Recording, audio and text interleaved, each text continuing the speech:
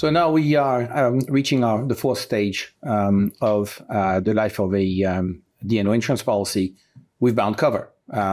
If we're lucky, if you're saying we even have an insurance policy that's been issued and all that, but let's take this for so we're there. So we are in that phase, which is the policy period. Right?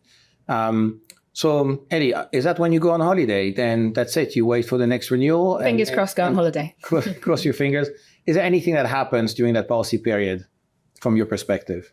Yeah, absolutely. I think obviously we sign up for partnership with these clients. We have them on our book, and we have a responsibility to be making sure we're up to date with any new changes with them, with their industry, with regulations in that space, and to make sure that we understand the journey the client's going to go on throughout those 12 months. We don't want to get to a position where we get 12 months down the line or 11 months down the line ready for a renewal, and actually the client looks completely different to the client that we underwrote last year, and we didn't know any of those changes had happened. In some instances, there's coverage points that need to be changed. For example, if there's a raising and the broker needs to speak to us about making sure that raising is covered, or whether new cover needs to be put in place, or if a transaction's taking place or a restructure. And actually these have fundamental changes to how the coverage would operate. So for us, the broker and the client, it's important to make sure that everyone's monitoring that so that coverage remains appropriate for the client as they currently look. 12 months can be a really long time.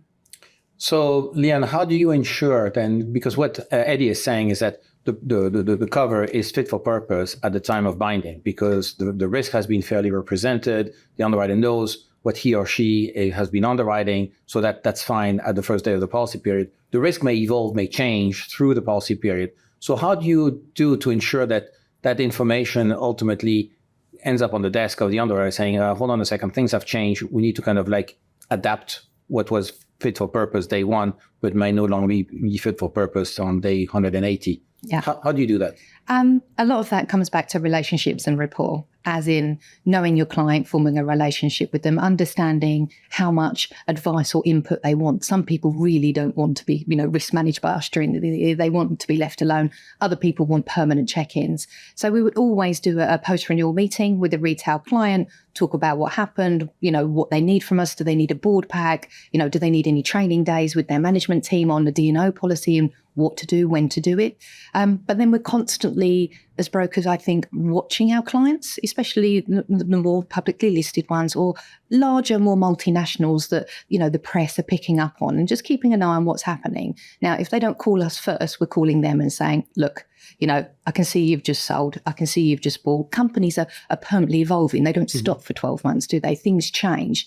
Wordings try and pick up most of this, but there's, a lot that doesn't. So, the best thing for me is, I have some great personal relationships with my clients. They can quickly WhatsApp me, Leanne, what do you think about this?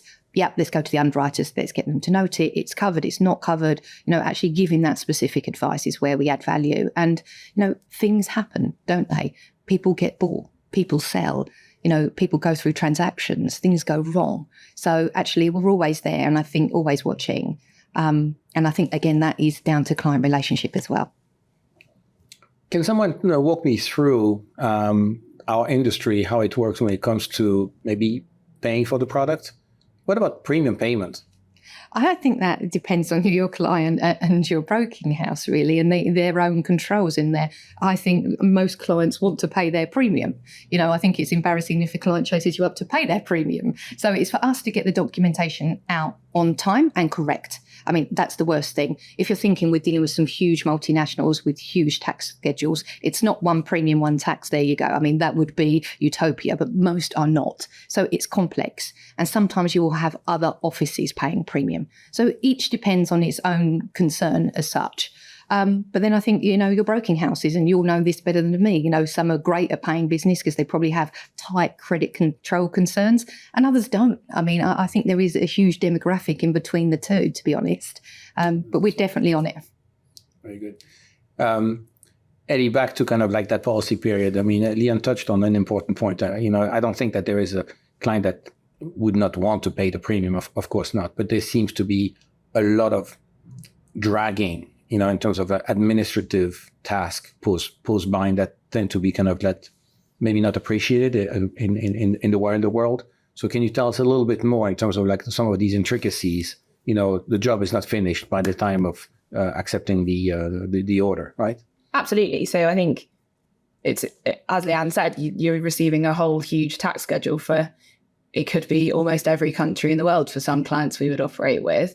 And beyond that, it's specialist cover in place, and it's done with it can have a lot of markets involved. It can have a wholesale broker and a retail broker and a client, and everyone needs to be communicating across all of those points to make sure this documentation in the first instance is correct, because actually none of this gets processed for payment until that policy documentation is correct and represents exactly the risk that the underwriter has written and the coverage that they're offering to the client under that policy. So all of that has to be done. There's electronic stamping systems that need to be in place, which would involve every underwriter in the market stamping those risks before they go off to be processed for payment.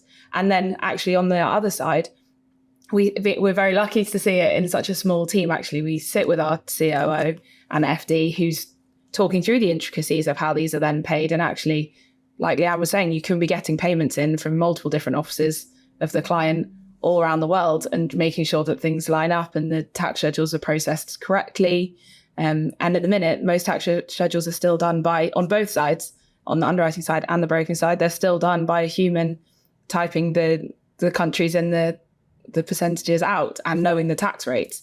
And so there can be issues there. And once one of those numbers doesn't align, you can end up with a bit of a backlog on payment, even if the client is ready to pay, willing to pay, the broker's ready to go, and the underwriters agreed it. Actually, you can get some intricacies that can stall it there. So it's just a case of accuracy being key on all pages of this documentation for all layers in the tower.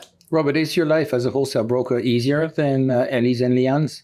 Indeed it is, because most of our insureds, ultimate insureds, accept the fact that markets apply premium payment warranties.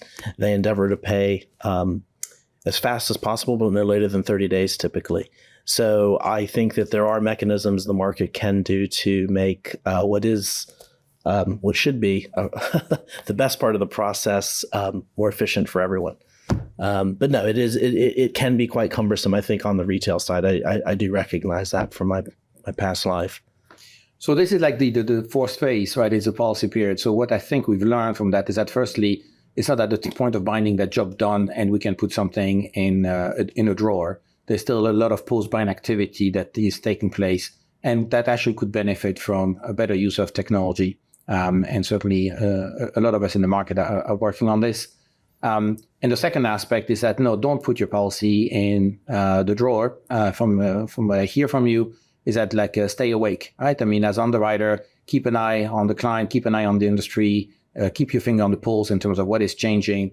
And as a broker, stay engaged with the client to make sure that any changes that may actually affect the effectiveness of the policy is actually reflected and communicated back to the underwriter. So that document stays alive for that, and then it should make a smoother renewal to start with.